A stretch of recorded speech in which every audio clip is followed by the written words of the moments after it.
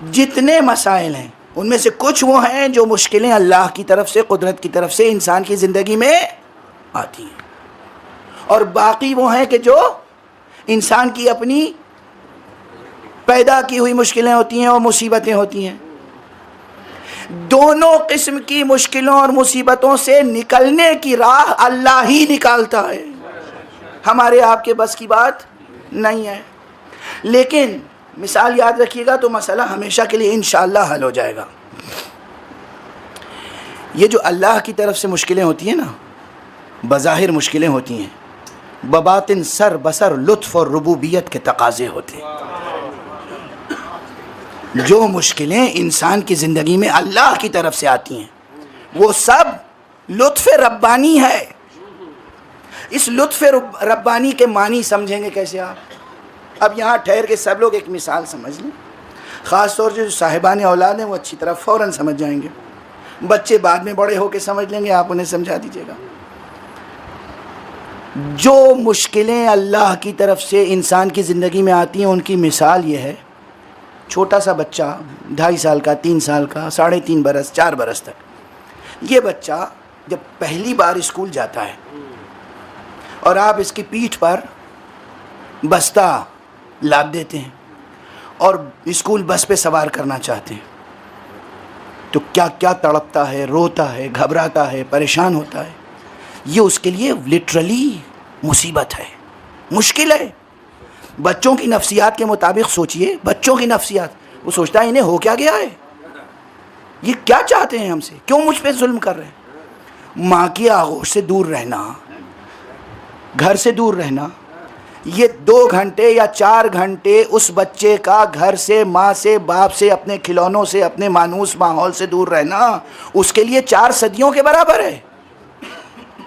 غور فرمائیں آپ، یہ کیا پیٹھ پہ لاد دیا، یہ کہاں بھیج رہے ہیں؟ آخر ماں کو کیا ہو گیا، یہ ظلم کیوں کر رہی ہے؟ باپ کو کیا ہو گیا، یہ کیوں ستم توڑ رہا ہے؟ یہ کہاں بھیج رہے ہیں ہمیں اجنبی ماحول میں؟ بچہ گھبراتا ہے اور اسکول جانا، بستہ اٹھانا اس کے لیے مشکل ہے اور مصیبت، مگر در حقیقت یہ لطف ہے اور تربیت۔ اس میں اس کی زندگی کی سعادت پوشیدہ ہے۔ تو اللہ کی طرف سے جو مشکلیں آتی ہیں ان کی مثال یہی ہے۔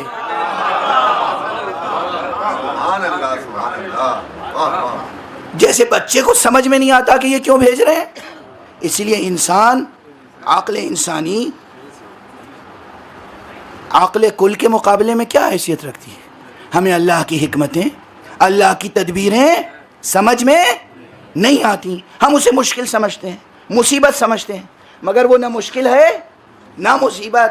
اگر ہم نے اس کو سہ لیا اور گزر گئے اس مرحلے سے تو وہ ہمارے لیے سراسر لطف ہے اور تربیت، لطف ربوبیت، لطف ربوبیت۔ ایک مثال، یہ تو بچوں والی مثال تھی، بڑوں والی مثال عرض کر دوں، سائنٹیفک مثال، جبر جبر جبر۔ اس کائنات میں جو خدا کی طرف سے جبر ہے وہ کیا ہے؟ فطرت کی طرف سے جو جبر ہے وہ کیا ہے؟ سائنٹیفک مثال، آپ کو معلوم ہے اس کائنات میں کتنی قسم کی فورسز ہیں؟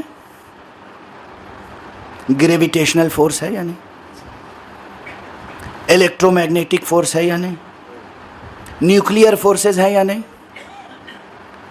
وہ جو آئنسٹائن کے زمانے سے چلا آ رہا ہے مسئلہ، وہ کہتے ہیں اس پوری کائنات میں، پورے یونیورس میں، پورے کاسموس میں 4 بنیادی فورسز ہیں، 4 قوتیں کام کر رہی ہیں۔ گریویٹیشنل فورس ہے، الیکٹرو میگنیٹک فورس ہے، اسٹرانگ نیوکلیئر فورس ہے، ویک نیوکلیئر فورس ہے۔ پھر اس کے بعد کوشش ہو رہی ہے یونیفیکیشن آف دی فورسز کی، سائنسداں اسی پہ کام کر رہے ہیں اور ابھی تک کام ہو رہا ہے۔ یہ سب ہے نا، یہ سب فورسز انسان نے ایجاد کی ہیں اپنے اختیار سے؟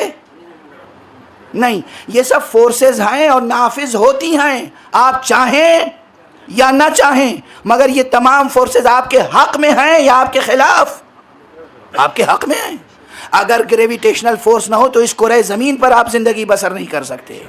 تو بس سمجھ لیجئے کہ یہ فورسز ہیں، یہ قوتیں ہیں، یہ جبر ہے جو قدرت کی طرف سے ہے، مگر قدرت کی طرف سے جو جبر ہوتا ہے وہ زندگی کی تکمیل کے لیے لطف ہوتا ہے۔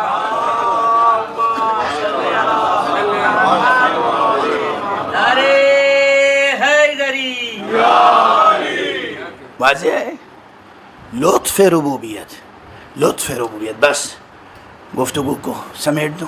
امید تو نہیں تھی کہ میں اتنا بھی پڑھ سکوں گا، مگر بہرحال یہ کچھ بنیادی باتیں تھیں. اب پھر واپس آ جاؤں اس نقطے کی طرف. جو کچھ بھی جبر ہے وہ جبر، وہ قہر رحمت الہیہ ہے.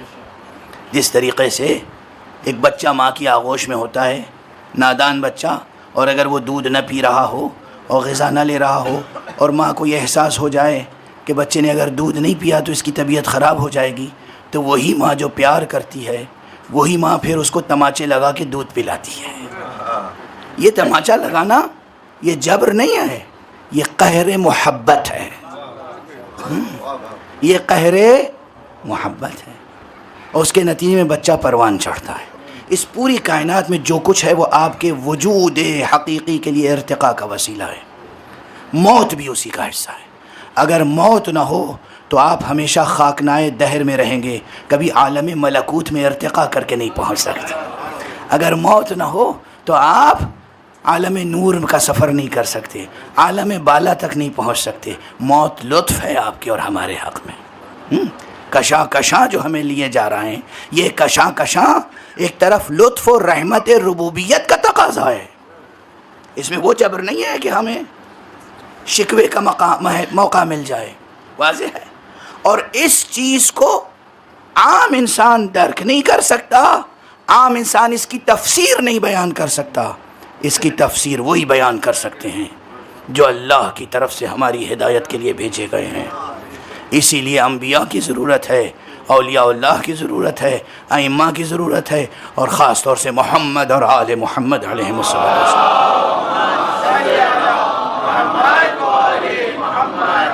بس گفتگو تمام.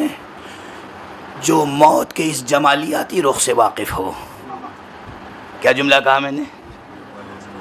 موت کی جمالیات، موت کی جمالیات. آپ موت سے ڈرتے ہیں؟